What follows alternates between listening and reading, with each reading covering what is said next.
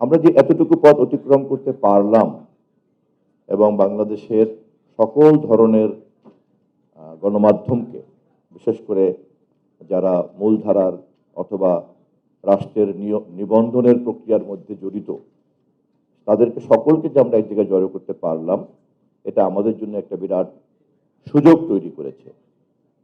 এবং আমরা সবাই কিন্তু আমাদের যদি সর্বসম্মতিক্রমে পথ চলার বিন্দুটা কোনটা, এটা যদি আমরা খুঁজে বের করতে পারি আলোচনার মধ্য দিয়ে, সরকারও সেখানে একজন অংশীদার এবং একই সঙ্গে সরকার এই কাজের ফ্যাসিলিটেটর, এবং একই সঙ্গে সরকার রাষ্ট্রের পক্ষ থেকে আপনাদের মহৎ উদ্দেশ্যকে সামনের দিকে এগিয়ে নিয়ে যাওয়ার ক্ষেত্রে একজন সমন্বয়কারীর দায়িত্ব পালন করবে। আমি সে কারণেই শুরুতেই আমি আপনাদের সঙ্গে আমাদের এই উন্মুক্ত সম্ভাবনা এবং আমাদের ইতিমধ্যেই যে ঐক্যবদ্ধ হওয়ার যে অর্জন, এই দুটো জিনিসকে আমি আপনাদের সামনে একটু পরিষ্কার করে রাখলাম, যাতে আপনাদের এনগেজড হতে সুবিধা হয়, যাতে আপনাদের মত বিনিময় করতে সুবিধা হয়। এবং আমাদের লক্ষ্য সম্পর্কে তো আমরা সবাই জানি, আমরা যেহেতু লক্ষ্যের ব্যাপারে একমত আছি এবং আমরা যেহেতু সবাই মিলে এক জায়গায় জড়ো হয়েছি, এখন আমরা লক্ষ্যে যাওয়ার পথ নকশাটা তৈরি করব। এবং এই পথ নকশা তৈরি করার জন্য, এই রূপরেখাটা তৈরি করার জন্যই কিন্তু আপনাদের মতামত নিব।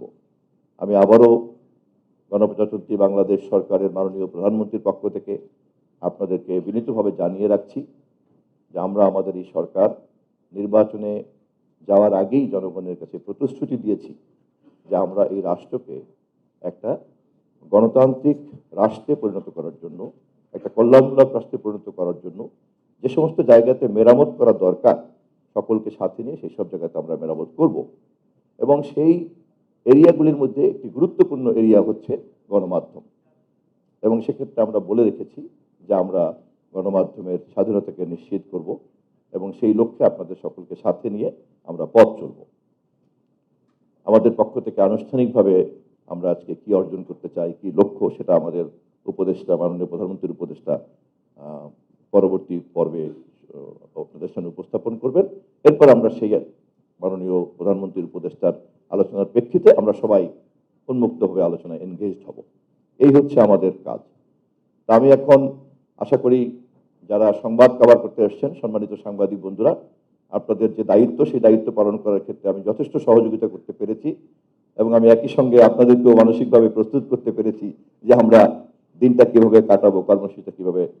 সকলকে সহযোগিতা করার আহ্বান জানিয়ে আমি 10 মিনিটের জন্য আপনাদেরকে চায়ের আমন্ত্রণ জানাচ্ছি। 10 মিনিট পরে কেবলমাত্র আমরা আলোচকটা ঢুকবো, সেখানে আমাদের কোনো সংবাদ পরিবেশনা অথবা সংবাদ সংগ্রহের কোনো কাজ থাকবে না। ধন্যবাদ সবাইকে। চলেন সবাই চা খেতে যাই।